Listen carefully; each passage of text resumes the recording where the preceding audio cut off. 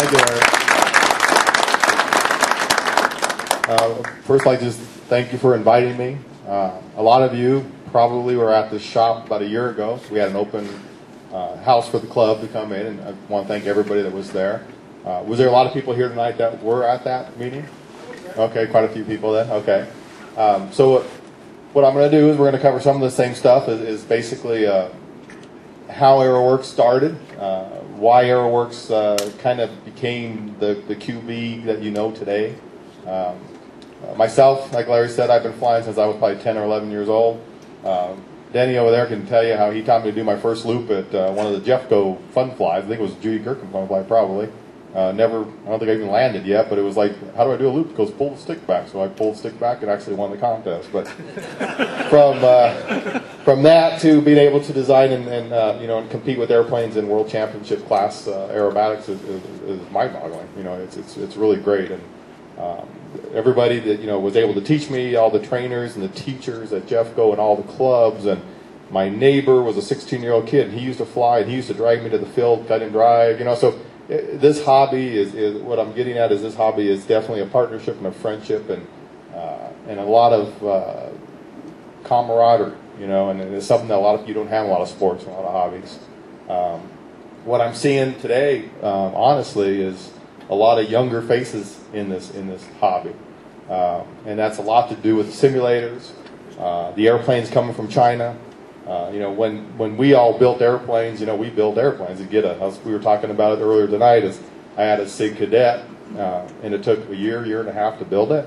I remember I had wood class, and I used to take it into the wood shop guy and tell, well, how would I sand this? Because I didn't have sander and stuff, So I'd go to the wood shop and sand my tail and all that kind of stuff, and take it back home and put covering on it, silk and dope back in those days and all that stuff. A year and a half, couple hundred hours, you got a trainer, you take it out one weekend, you crash. Well, nobody was happy about that. Not me, not my family. Dennis was great because I bought another radio out of him, but he was happy with that. But that's not today. Today is the kids. They see the simulators, they fly the simulators, they have video games. We have little electric park flyers that are bind and fly, and little helicopters they can fly in their garage and in their living room. And so it's really, once this is in your blood, it's in your blood. Everybody in this room has got in and out of this hobby once, twice, 3 times, including myself.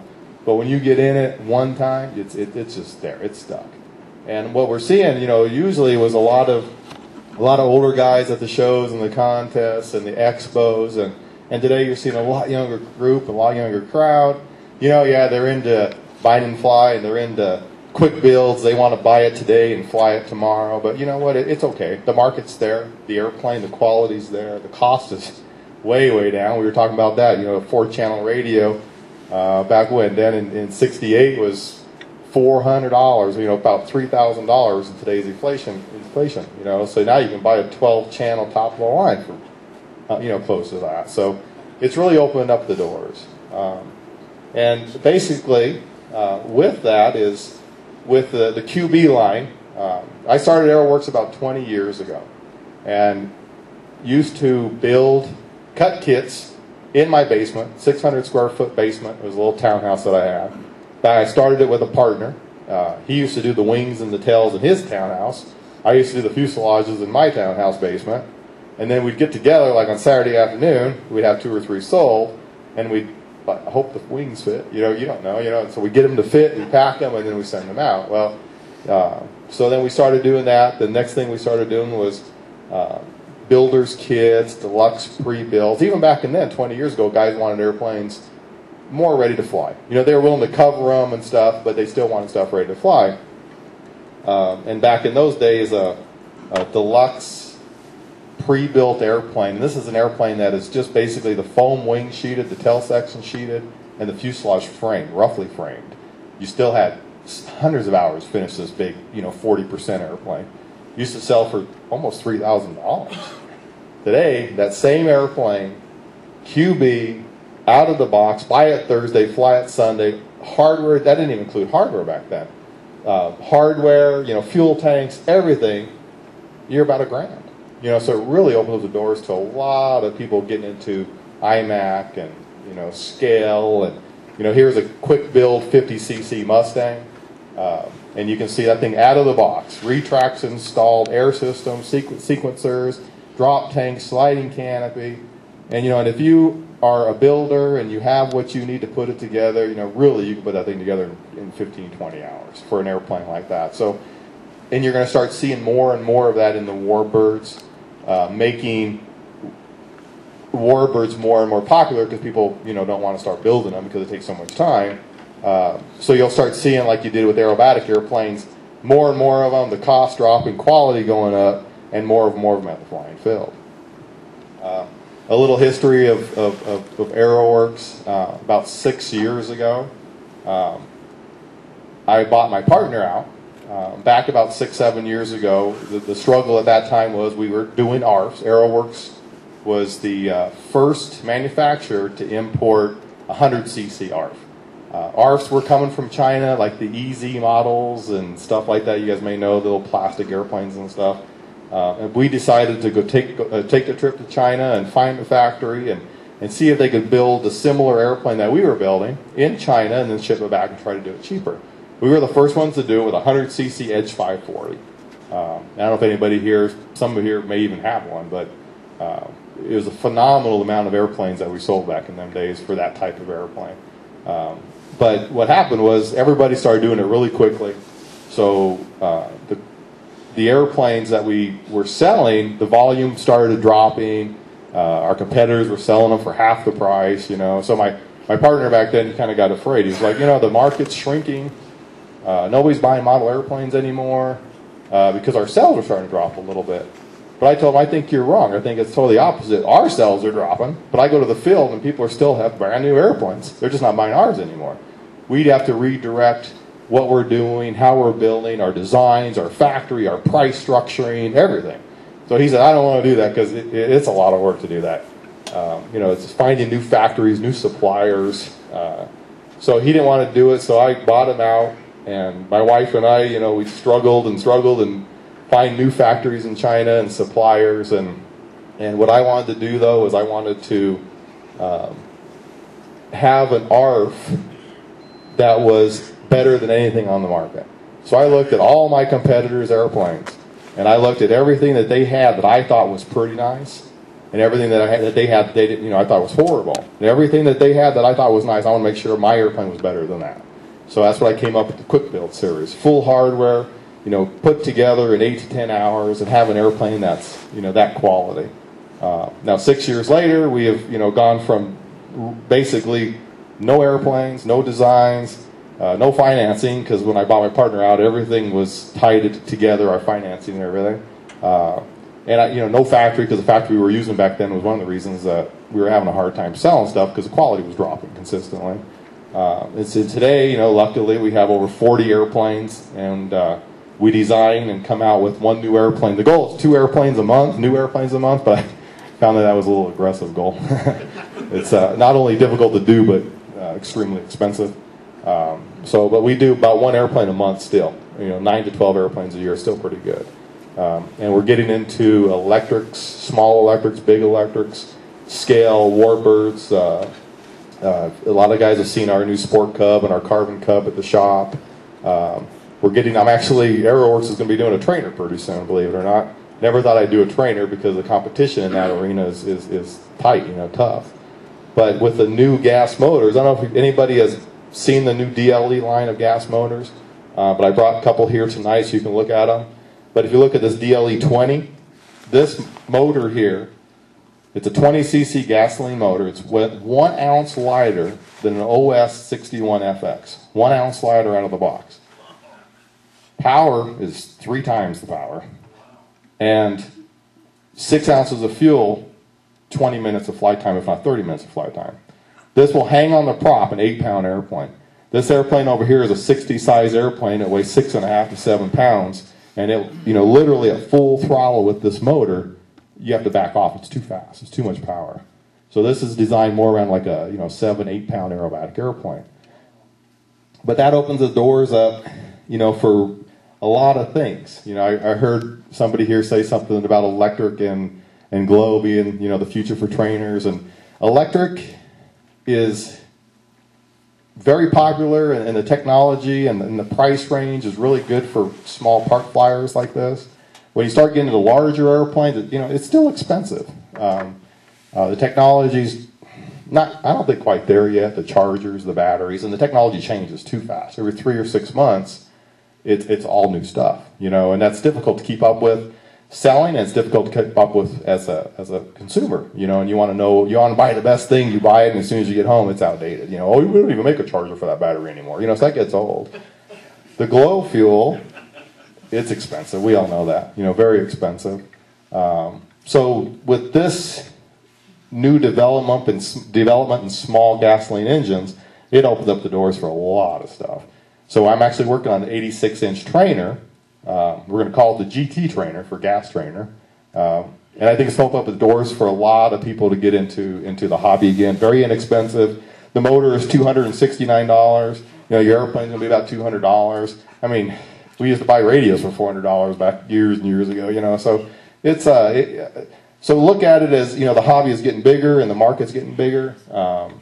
There's more and more things, more, electric turbines for 70 and 90 millimeter, foam jets and stuff, and the opportunities out there are just phenomenal.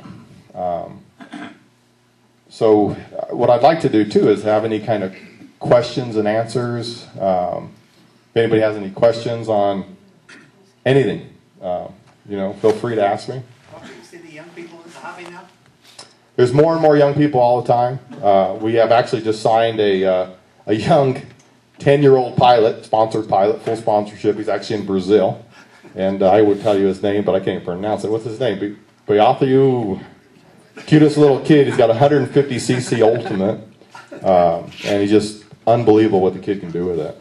We're actually going to, we're trying to get him to go to Joe Nall, and he'll go, but we basically got to finance it. But he's actually in Florida now. Florida Jet's doing some flying there. And there's a lot of younger pilots, even at the Warbirds, that you'll see young pilots flying airplanes. And that kind of goes back into what I was saying is, it's not just the older gentlemen anymore flying at the fields. You do see a lot of younger talent at the fields. So yeah, definitely a lot more younger people flying today.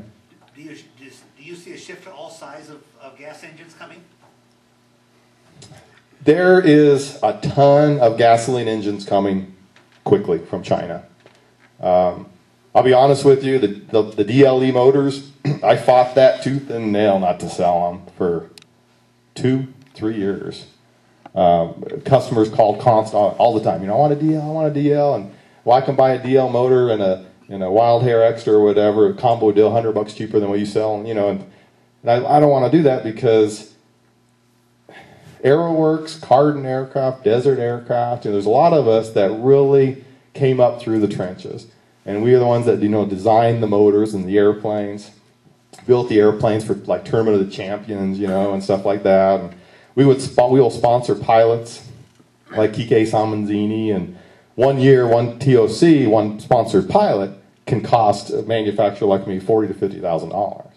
So, and Dave would sponsor 20 pilots, so do the math. But we developed the technology, and, I really feel that made the sport kind of what it is today, especially in the large aerobatic scale. So I've really fought this because this is a copy of the Desert Aircraft motor. I mean, it is. We all know that. Is it as good? No. But if you were going to fly the motor 100 hours a month for 10 years, the DA is going to run.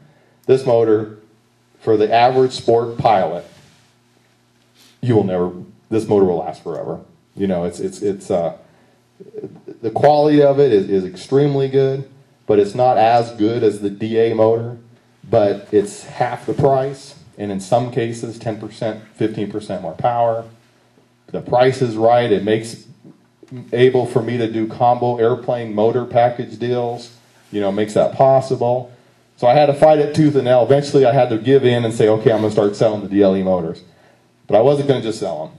I didn't know what they were, and I don't really want to sell anything that I wouldn't fly myself. So we actually flew to China. We went to the DLE factory. We spent 7-10 days over there with them. And good or bad, the reason that motor looks like it does today, and that 30, is because I went over there and we worked with them for several days on the design. If you would have saw the original motor that they had for a 20, he would have been out of business already. It was so crude, and it didn't even fit in the cowls, and carburetor was sticking over here. You couldn't even put a prop on it. You hit the carburetor. I mean, seriously, this is the kind of stuff that you run into. So I worked with them for a long time. We came up with this motor, and now I'm selling them. And I didn't really do that to just like, be the sole importer of the motors or something. I know the market needed that. And I tried to work with Desert Aircraft, Dave Johnson, for many, many years on a 30 or 35cc, a 20cc. Believe it or not, DLE is actually working on a 15cc, even for smaller, 40 size airplanes. But to manufacture this type of motor in USA is very difficult to manufacture and make any money at it. He has to sell this for $200 to be competitive, maybe $50 more. And the cost to manufacture this motor is very, very close to like a 50cc, and a 50cc is $700. So honestly, you're barely breaking even on it. But sometimes you have to produce small items and break even, or maybe a little bit of percentage, a little bit of profit. Because if a guy buys this and loves it and loves your customer service and your support, and the motor runs great, when he's ready for a bigger motor, he's going to go back to you. And I tried to, convince Dave of that, but he just doesn't think it's possible, But who knows? He's working on 35cc now that I know, so we'll see how it goes. But gasoline motors are here to stay. They're getting smaller, they're getting lighter, more powerful, less expensive because of China. There are a lot of gasoline motors coming from China. And kind of buyer beware a little bit, just watch what you're buying. There are a lot of them barely run. The ignition systems are no good. They backfire all the time. They don't even run the motors. They don't even know why they should run or how they should run or what RPM they should run. At least the owner of DLE Motors, he's very intelligent with stuff like that. He's a modeler himself. They put the engines in the air. They fly them. Every single motor is test ran before it goes in the box. We saw it. We saw the operation. And, it's first class. So I hope that answers some questions on the gas motors. What's your thoughts on the FAA's kind of involvement in unfortunately, I don't know too much about it. Like all of us, we're all in the dark. But flying model airplanes since I was 10 years old. I'm only 25 now, but there's always been something in the background, that the FAA is going to change the way we fly, this, that, and the other. And I think there's going to be restrictions. I think there's restrictions now. We just don't really follow those restrictions very tightly. I think those restrictions are going to be followed more and more tightly. At the fields, they're going to be policed more. But I hope that you're not going to see a huge change in what we have today. I mean, I would hope so. I would highly, highly stress that has everybody sent their letter to their congressman? A little quick letter. Make sure you do that. I believe there's only about 370 in the state of Colorado that has actually sent their letter. Well, this club is how 200 and some strong? 330. 330. So, we should have 2,000, 3,000, 4,000 on there by now. So I think that's very important that we all be very proactive. I don't think we should blow anything out of proportion, but if they do enforce some kind of rules or regulations that don't really hinder the flying, but maybe make it a little more difficult, or something, we just need to do it and follow it, because I think there could be very, one chance at whatever we do, and no more second chances. I don't really, from what I hear and stuff, it's more against the line of sight. If you can't see the airplane, then it becomes a UAV. It's not a model aircraft anymore. As long as we can visually see the airplane and fly in our perimeter, in our fields, man, it's a big sport. It's not only tied to sport flying and Sunday flyers, it's tied to military and engineering and design, full scale. There's so much that comes from what we do that if they were to shut that down, I think it's a bigger impact than anybody would really realize. How do you go about selecting a future model go into production, say, Mustang or something. Well, first, you know, I have to have a passion for that airplane. When I'm trying to sell it and I go to a show, if it's an airplane that I think is ugly or doesn't fly well, it's hard to sell. So that's first. Second, when it comes to aerobatic airplanes like IMAC airplanes or pattern airplanes, we always see the rules for the next flying season. So you design the airplane or this like a extra versus a cap or an edge that will do those certain maneuvers better than the other airplane. Or we'll select an airplane for competition that we can modify within the rules that will make our pilot win over somebody else. And it just really comes from what you like, what you hear, you know, what customers might like. The extras, the caps, the ultimates, the biplanes, they always come back. They're just a staple. They just always come back. It's like the Mustang. You know, people always ask me, why did you do a P-51 Mustang? You know how many of those are out there? And I'm going, you know, there's a reason for that because everybody loves a P-51. When I display that airplane at the shows, AMA Expo, Toledo Expo, that airplane will attract young kids, you know, women, you know, daughters, husbands and wives, not just the model. They're like, God, you got to come see this airplane. When I display an airplane like this, the only guy that looks at it is the pilot, you know. So that's why we look at airplanes like that that really get attention and energy going. Rocco, your quality-built kits are uniquely distinctive in their design and engineering. Would you just reiterate why your QB line of products is different from all the other ARFs? Then I have a follow-up. Okay. Well, the QB, which actually is for the quick build, what I was trying to do was something that was good quality, the fit, the finish was good, the hardware, everything usable, out of the box. 10, 12 hours, let's go fly the airplane.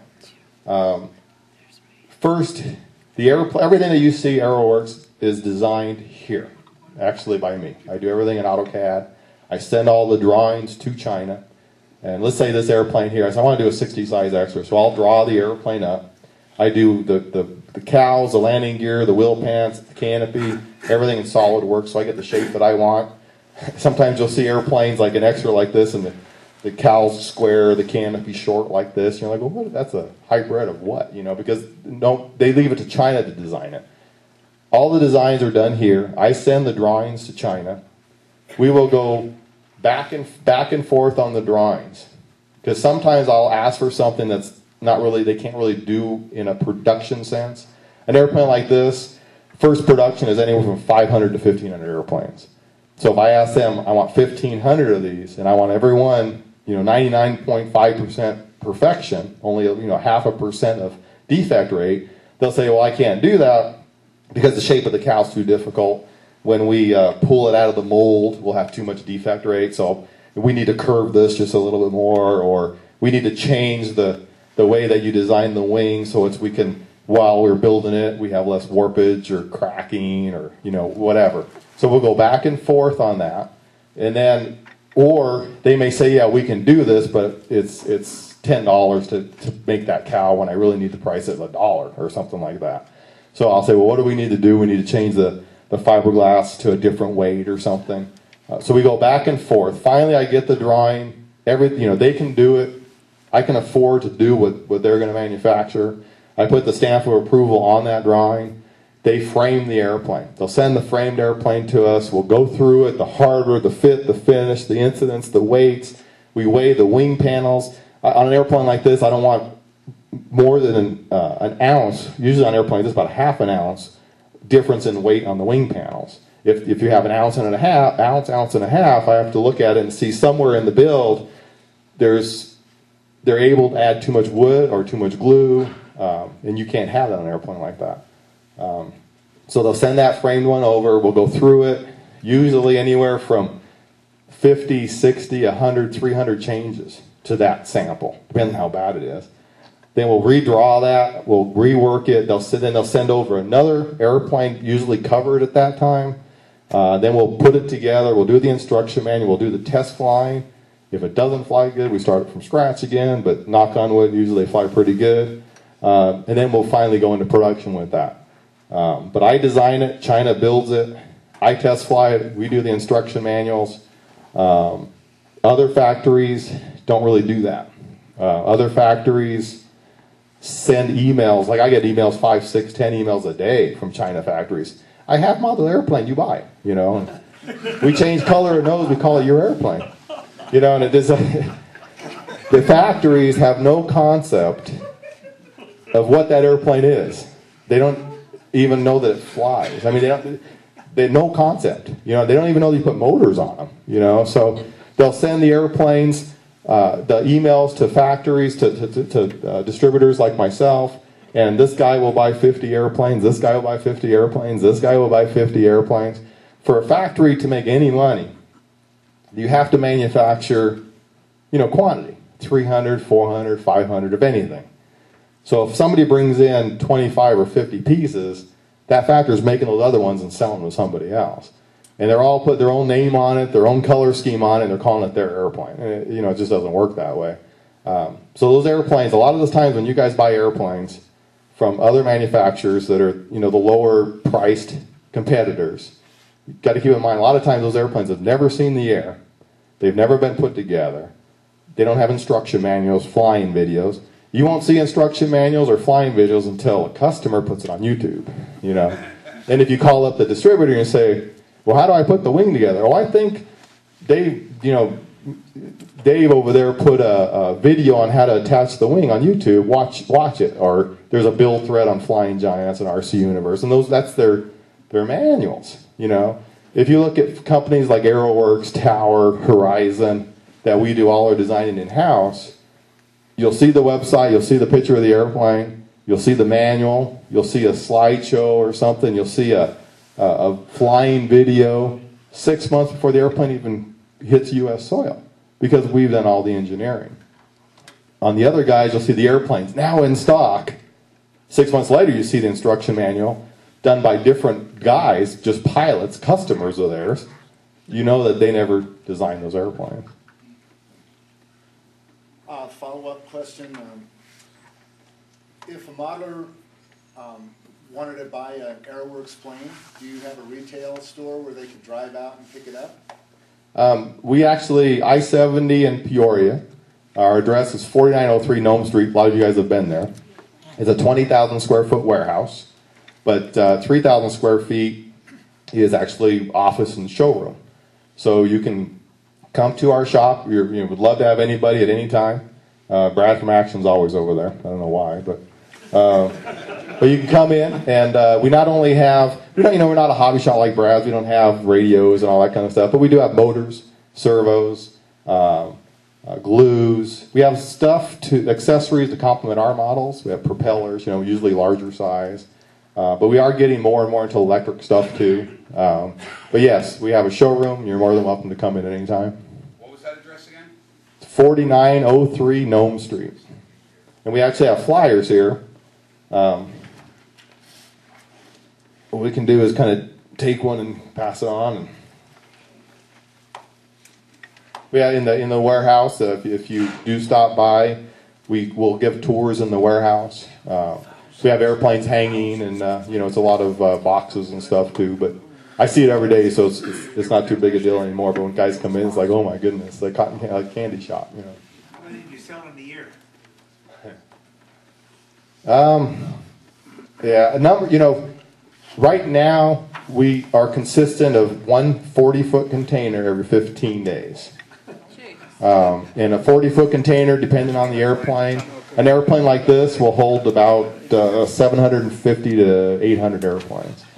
So, but we are getting to the point here that, thank goodness to my wife there, who's been pushing our international. So believe it or not, guys, but 60% of our sales are international sales, and they are, they'll buy containerfuls at a time, and then what they're doing is they're distributing them themselves. But we're getting to the point that we're hitting one container every 10 days. Do you have any plans to come out with a 2-meter RC aerobatic plane? You mean like a pattern plane? Or actually, I have looked into that. Basically, the biggest problem there is cost. If you have an idea of something, I'd be more than happy to look at it. A lot of times the pattern airplanes are, you know, high dollar airplanes. You know, they have to be perfect. The pattern guys are looking at grams, not ounces. And in the manufacturing, an airplane like that honestly would be retail $3,000 mark. And I don't think right now the economy can take that. I don't know, maybe I'm wrong, but what kind of airplane are you flying now? I'm flying a Flyton Element, and I was astounded. It's a 2-meter ship, and I was astounded, and Flytons no longer, you can't buy them anymore. Right. But the Element 170, which is the 2-meter version, it's a all wood built-up kit, yeah, foam wing, sheeted, and foam turtle decks. I was astounded what I got for $750. Right. So, Problem is, like, they're not in business anymore because they weren't making any money. Clearly not. And that's the problem. I could do it and sell for $1,000, but I'd lose money on it, you know. And you know, there's all wood type airplanes, and Extreme Flight I think has one now, and I think 3D Hobbies maybe has. People are kind of getting in that a little bit. We have an electric airplane called Stingray. I don't know if you've seen it, but it's like a little pattern airplane. But I thought about maybe, you know, blowing it up all wood, but I guess basically there's like your entry-level pattern, but you want it for $500, $700, but you still want a nice straight airplane, you know, all the weights where they need to be. And then there's your full composite, you know, like Comp R for somebody would do, or Krill aircraft, you know.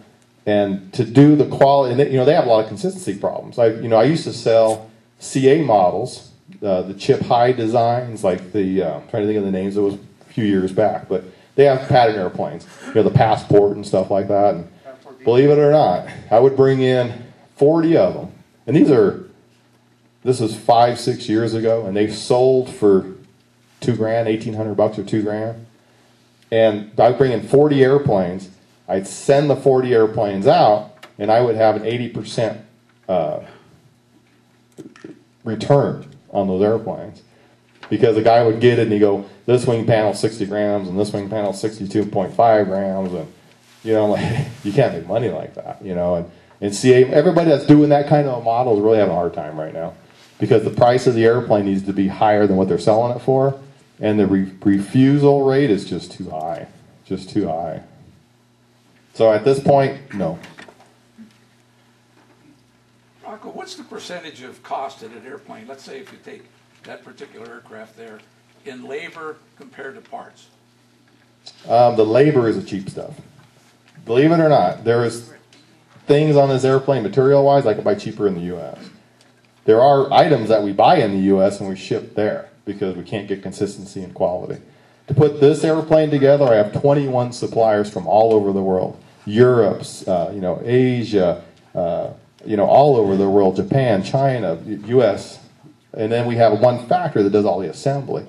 But I have a supplier that does my fiberglass, I have a supplier that does my plastic, another one that does all my metal work, another one that does my carbon fiber. And that's another reason why our quality is a little bit higher than everybody else's, is because I select the best suppliers that are putting out the best quality hardware. But I pay a premium for that. I'm very interested in your new Carbon Cub. I saw it over at the Wings Over the Rockies show, and it's beautiful. Can you give us the rundown on it? The new Carbon Cub, we have a 50cc Sport Cub that I did. You know, we had it for about a year now, and it's been extremely popular. But Jim Richmond from Cub Crafters came out with a Carbon Cub. It's basically a version of that airplane, but the full scale is all carbon. It's like 800 pounds, 1,300 pounds, ready to fly. It's incredible. I mean, just incredible. So I blew up that airplane. I turned it into a Carbon Cub. On the model, the cowling's different. It's all carbon fiber. It has all these air inlets to keep the engine cool. The full scale, they have all these upgrades to bring the horsepower, I believe, around 300, 325 horsepower. But it gets hot in that cow. So they have all these different air inlets, and so I was able to manufacture the cow that looks just like it. We have full-length ailerons. It's a split aileron, so you have flaps, you have spoilerons, so you have full-length ailerons, so we can do a lot of aerobatics with the airplane. Right now we're working on trying to get the landing gear strong enough to hold the weight of the airplane. It's a 40-pound airplane. We have a DLE 111 in it. And we haven't test flown it yet, but we're getting ready to. It's actually ready to fly. We're just waiting for the weather. Might even try tomorrow. We'll see how it goes. What's the exact size, the wingspan, do you know? It's 14 foot. Yeah, it's nice. 165 inches. And there, there's an example of an airplane that comes out of the box. All the hardware, you saw it, just bolted together, collapsible struts, functional gear. For example, like the tires on that. I have Dubro. I had to buy Dubro tires. They're 6-inch Cub tires. And to put them on the airplane because I don't have any tires for it yet. Because, I can't just go to China and go to Radio Shack or Walmart and buy tires for the Cub. I have to find somebody that's going to be able to make the tire.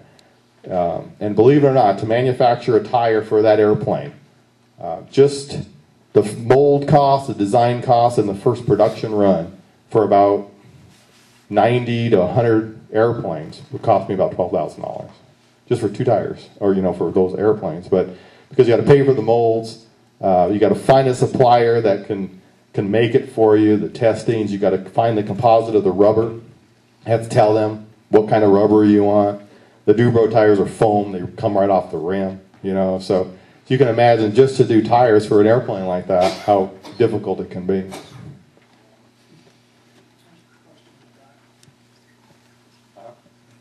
questions. When are you coming out with more warbirds? Specifically like the P-40 and the P-47? I wish I had another one now, to be honest with you. I did the Mustang. The Mustang took almost 3 years of research and development to get it to market. Believe it or not, what you see is a beautiful airplane. I'm very proud of it. But is it what I really wanted? I wanted flight coat metaled. I wanted functioning canopy with on the servo. A lot more than what you see. I was going to have function exhaust and everything. But I was already 2.5 years into it. It hadn't hit market yet. We had a lot of pre-orders that we were starting to lose. And the cost of the airplane was, originally I was going to sell for $1,500. And it was getting to the point that I couldn't even come close to that. So I had to say, okay, it's the way it needs to be. I really like it. Let's bring it to market. And I brought the price to $1,895. To do an airplane like that is very time consuming, very expensive, and it really comes down to pricing. That airplane really, honestly, to make the margins that you really need to make money on it, needs to be more around $2,500. And the market today just won't pay it. So until I can figure out a way to manufacture it better, cheaper, faster, it's difficult for me to do. So I don't really have an answer for you. It's probably going to be a couple years. Have you looked at doing either arcs, like ready to cover, plain wood, plain foam, or maybe something in a plain white that people need Yeah, to customize? The Mustang, perfect example. I actually have ARC versions of it. First production on the Mustang was over 400 airplanes. It was 429 airplanes. Out of 429 airplanes, 3 containers, I brought in 15 ARCs. I still got 5, I think. ARCs in 3 years. They just don't sell. I've done it with a 50 Yak. They don't sell. All white, all yellow. I hear that all the time, and I'll be honest with you, when I did that Mustang, I expected 50% of my production to be ARC. Every place I went, I want ARC so I can cover it myself. And guys pre-ordered ARC. But when the airplanes actually hit U.S. soil, they're like, you know what, $300 more, give me the ARF. Yeah. So it's something that we've all tried, all the manufacturers, and it usually doesn't work out very well.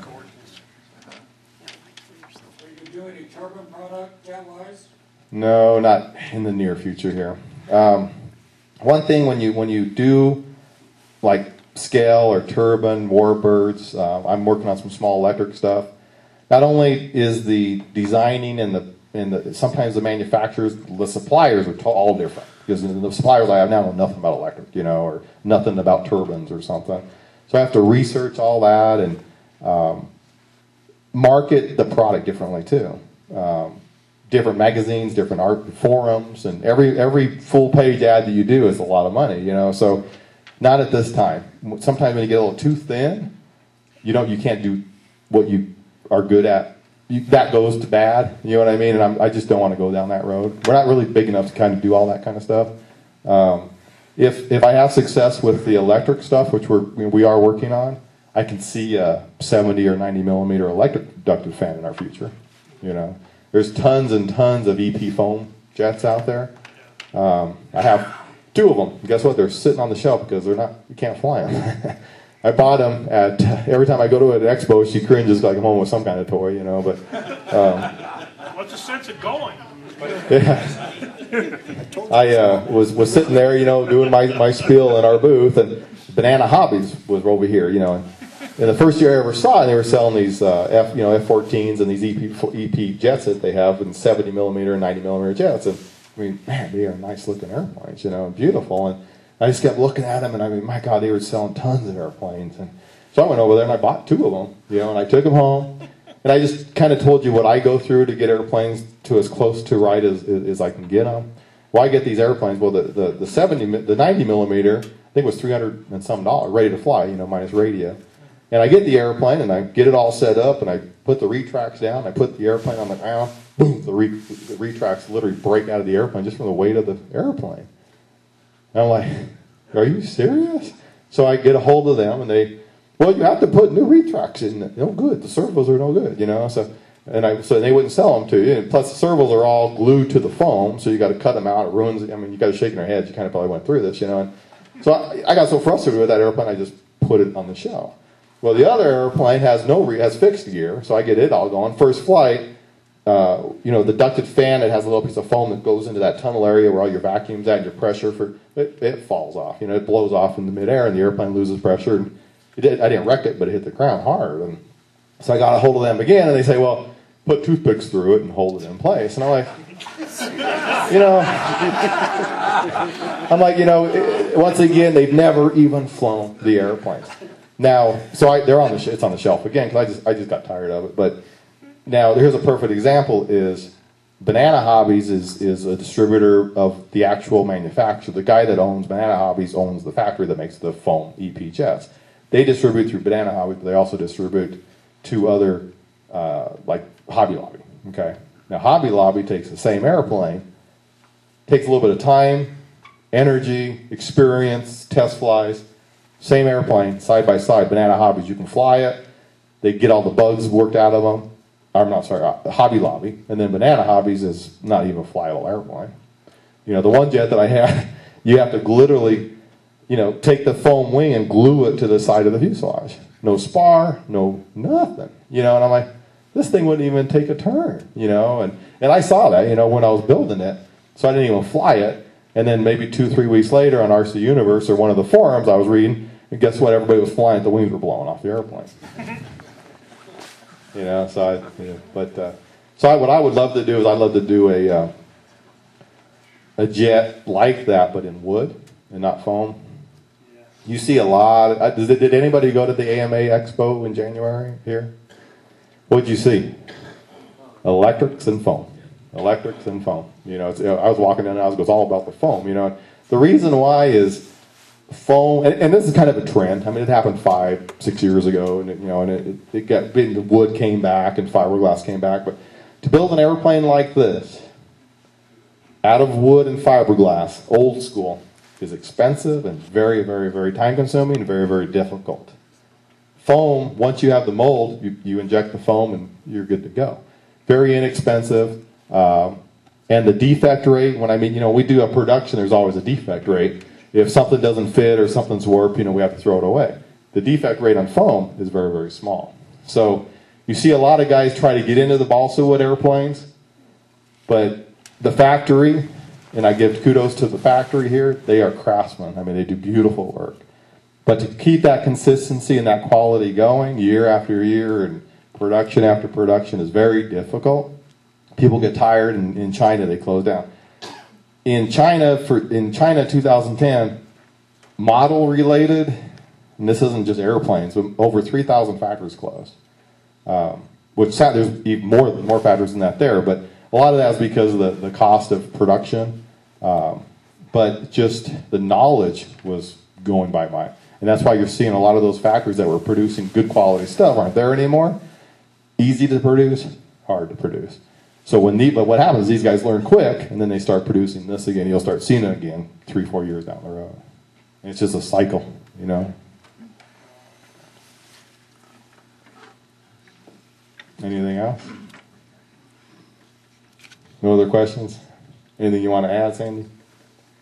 She has a trainer. She wants to learn. She's flown a little bit. You can have a free drawing on those ones up there? What's that?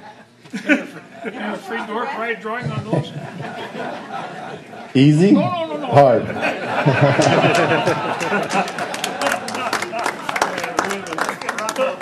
Hey!